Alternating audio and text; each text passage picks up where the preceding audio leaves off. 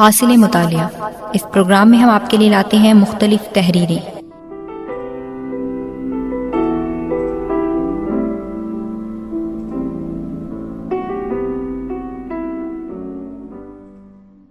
آج کی تحریر کا انتخاب ہم نے ہفتہ روزہ فرائیڈے اسپیشل کراچی سے کیا ہے۔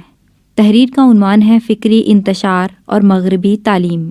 جو شخص بھی اس مغربی نظام تعلیم، اس کے نصاب تدریس پر، اس میں پنہا اقدار پر غور و فکر کرے گا، اس پر یہ بات واضح ہو جائے گی کہ اس تعلیم کا اسلامی تعلیمات کے ساتھ تصادم لازمی ہے۔ سارے علوم میں لادینی روح سرایت کیے ہوئے ہے۔ پورا نصاب تعلیم اخلاق کے مسئلے سے بے تعلق ہے۔ 15-16 سال جو طالب علم اس نصاب کے تحت تعلیم حاصل کرے گا، وہ خالی اس ذہن نہیں رہ سکتا، ضرور اس میں کچھ نقوش رہ جائیں گے اور وہ سب اسلام کے خلاف ہوں گے۔ گھر اور ماحول سے جو اسلامیات اس کو ورثے میں ملی ہے، اس سے تصادم اور اختلاف کو رفع کرنا غریب طالب علم تو کجا، استادوں کے بس کا بھی کام نہیں۔ انسان خود مختار ہے، صاحب ارادہ ہے، جس خیال کو وہ اچھا سمجھتا ہے اس کو گرد ڈالتا ہے۔ خیال اگر شخصی نوعیت کا ہے اور انفرادی زندگی سے تعلق رکھتا ہے تو اس پر عمل پیرا ہونے میں فرد کو زیادہ مزاحمت نہیں اٹھانا پڑتی، لیکن اگر وہ تصور اجتماعی نوعیت کا ہے تو معاشرے میں رائج سابقہ تصورات سے ٹکراؤ ضروری ہے۔ اس پر عمل پیرا ہونا کافی دشوار ہے۔ ایک مدت تک ذہن میں کشمکش جاری ہی رہے، ایک فریق مسلسل تقویت ملتے رہنے کی وجہ سے بالآخر طاقتور ہو جاتا ہے اور اپنے حریف تصور پر غالب آ جاتا ہے۔ معاشرے کی مخالفت کے باوجود وہ شخص اپنے پسندیدہ تصور پر عمل درآمد شروع کر دیتا ہے۔ اس نظام تعلیم میں یہ تصادم افکار ہر مسلمان طالب علم کا مقدر بن چکا ہے، جو یکسوئی سے ہمکنار نہیں ہو سکتا۔ اس اعتبار سے مسلمان طبقے کو 4 گروہوں میں تقسیم کیا جا سکتا ہے۔ ابتدا میں غالب اکثریت ان طلباء کی رہی جنہوں نے مغربی افکار کو پڑھا ضرور، لیکن وہ اسلامی عقائد اور دینی اقدار کے ساتھ وابستہ رہے۔ انہوں نے جدید افکار کو اپنی زندگانی پر مسلط ہونے نہیں دیا، وہ اپنے سابقہ حال پر ہی قائم رہے۔ ان کی خاندانی تربیت اور اسلامی روایات نے مغربی افکار کے حملے کو غیر مؤثر بنا دیا۔ ایک گروہ ایسا بھی پیدا ہوا جنہوں نے افکار کو دل و جان سے قبول کر لیا۔ ان کا رشتہ اپنے موروثی افکار و اقدار سے مزمل ہوتا چلا گیا۔ جہاں اظہار کا موقع ملا وہاں دلی خیالات کا اظہار کر دیا، ورنہ خاموش رہے۔ عمل کا موقع ملا تو عمل بھی کر ڈالا۔ اسلامی معاشرے کی گرفت جس قدر ڈھیلی پڑتی چلی گئی، اسی قدر یہ گروہ طاقتور اور ظاہر ہوتا چلا گیا۔ شروع میں یہ قلیل تعداد میں تھا، بعد میں کثیر ہو گیا۔ ایک گروہ ان لوگوں کا پیدا ہوا جنہوں نے جدید خیالات بھی قبول کر لیے اور قدیم سے بھی وابستگی رکھی۔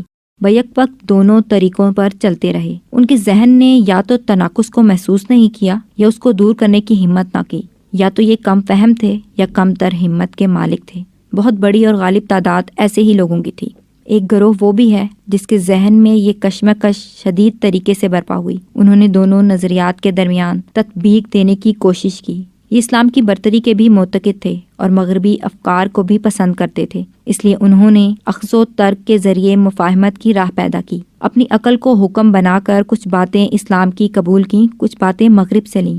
کبھی اسلامی حکم کی تعویل کر ڈالی، کبھی مغربی فکر کی توجیہ پیش کی۔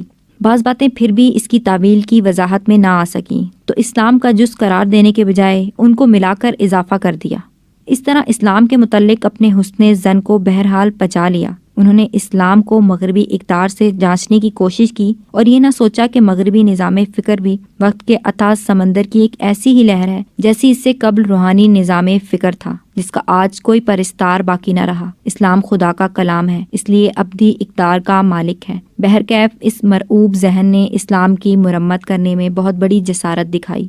سید الطاف سر سید احمد خان نے اس راہ میں رہنمائی کے فرائض انجام دیے۔ اس قبیل کے تمام مفکر اور مسئلے سب انہی کے ذلہ ربا ہیں۔ مغربی افکار و خیالات کی جنگ میں معاملہ اگر اس قدر ہوتا کہ ایک اجنبی نظام تعلیم مسلمان معاشرے میں داخل ہو گیا تھا، جیسے کوئی غاصب کسی شریف آدمی کے گھر میں گھس آیا ہو، اگر بات اتنی ہی ہوتی تو نمٹنا نسبتاً آسان تھا۔ مسلمان معاشرہ جس کے امتیازی خصائص دینی تسلب، عقائد کی پختگی، خوف آخرت اور اخلاق کی گرفت رہے ہیں، جن کی بنا پر مسلمان معاشرہ ایک مضبوط قلعہ بن چکا ہے، صلیبیوں کا سیلاب اور تاتاریوں کی یلغار بھی اس قلعے میں نقب نہ لگا سکی۔ وہ معاشرہ غاصب کو بے دخل کر سکتا تھا، لیکن مصیبت یہ تھی کہ اس وقت مسلم معاشرے پر ایک غیر قوم حکمران تھی۔ یہ بڑی زیرک اور چالاک تھی۔ اس کا اقتدار مسلمان معاشرے کو اختلال اور انتشار کی راہ پر ڈالے بغیر مستحکم نہیں ہو سکتا تھا۔ فکری انتشار پیدا کرنے کے لیے اس نے اس نظام تعلیم کے ذریعے اس قلعے میں سرنگ لگائی اور پھر اس کو ہر ممکن طریقے سے کمک پہنچائی۔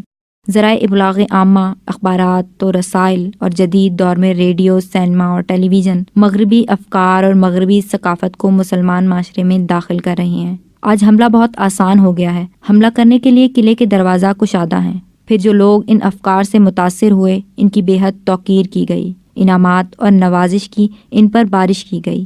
جن لوگوں نے مزاحمت کی ان پر دائرہ تنگ کر دیا گیا، ان کی زندگی ضیق میں کر دی گئی۔ ان وجوہ کی بنا پر مغربی افکار و ثقافت کو اپنانے والا چھوٹا سا گروہ بتدریج قوت اور اقتدار حاصل کرتا چلا گیا اور دینی حمیت رکھنے والا گروہ بتدریج کمزور پڑتا گیا۔ ان کا اثر و نفوذ محدود ہوتا چلا گیا۔ مغربی نظام تعلیم، تنقید و تبصرہ، صفحہ نمبر 29-33۔ بشکریہ ہفتہ روزہ فرائیڈے اسپیشل۔